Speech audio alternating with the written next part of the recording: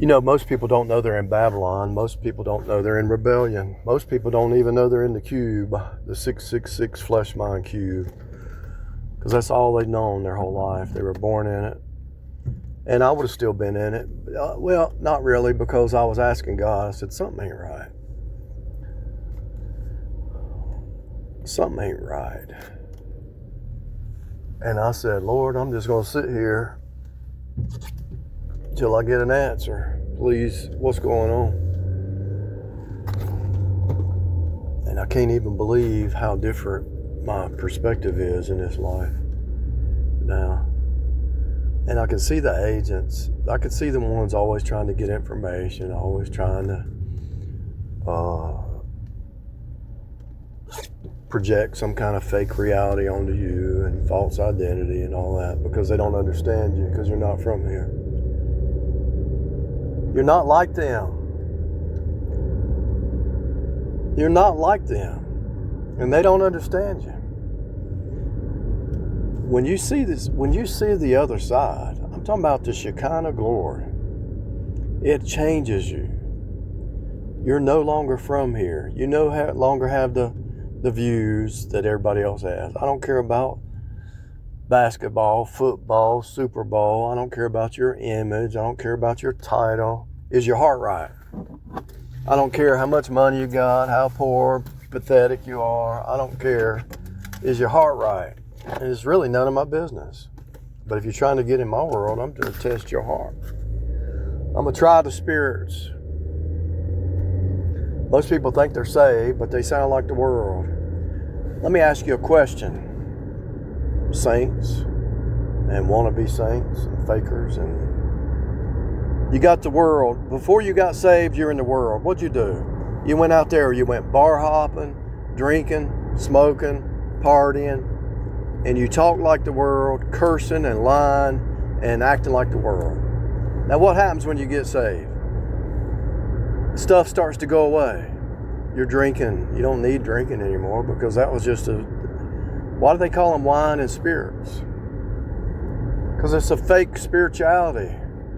When you get saved, you don't need drinking anymore. When you get saved, you don't need any kind of addiction anymore. When you get saved, your mouth should become more clean. Why are you cursing like the world does? Because you never got saved. You never got born again. If everything out of your mouth is a curse word, you're not born again.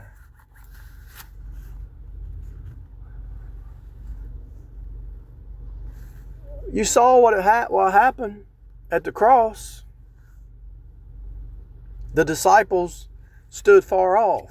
They weren't even filled with the Holy Spirit. Come on. So they were believers, but they hadn't even received the Holy Spirit yet. And so they stood afar off, and some little girl says, "You're just like them." And what did he start saying? Curse words to try to make them think that he wasn't like them. He started saying curse words because he wanted to pretend to be like he was scared that they would hang him and cut his head off. And so he started saying curse words. And that was before he even got filled with the Holy Spirit. Come on, people. Y'all people are stupid. You think you can fool a truly born again person? If you're acting like the world, that means you're of the world. If you're continually in the world, acting like the world, and you're not separate from it, then come on. Birds of a feather flock together. We know what you are. We know what you are. You don't know what you are. That's the sad part. You think you're going to get to heaven and you look just like the world?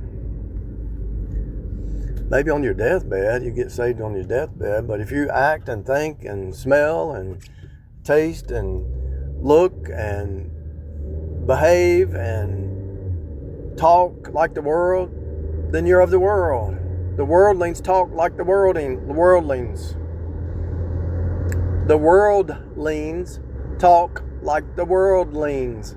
Every born again Christian I know in the real world and in church, I didn't see them cursing every day. I didn't see them using deep curse words. Something wrong with y'all. I don't care who I'm talking to. You need to get saved. If you act and think and smell like the world, it's because you're of the world. I don't care if my mom's listening, or my dad, or my sister, or my brother. I don't care who's listening. You need to get saved, because this hell is hot. You got this fire blanket. You got this blanket you put over to protect you from hell.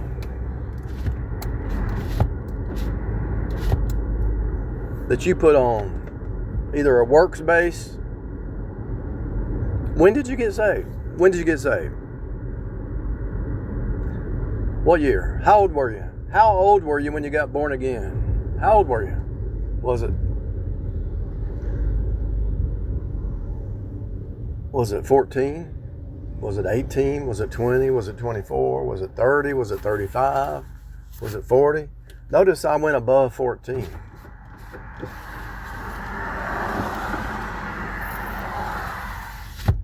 When did you see your sin? When did you see your sin?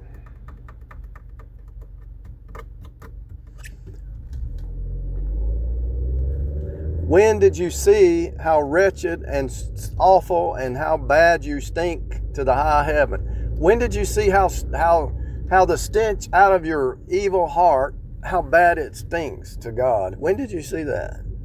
When did you fall down on your face and say, Lord, save me, I deserve hell? When did that happen?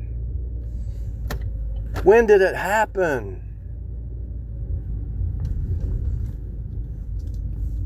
Oh, it happened when I was 5 years old. I was 5 years old. I've always been in church.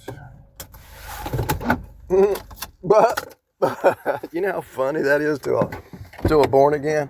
A person who's really saved, born again, spirit filled. You know how funny that is? I've always been saved. I've always gone to church. My family was saved.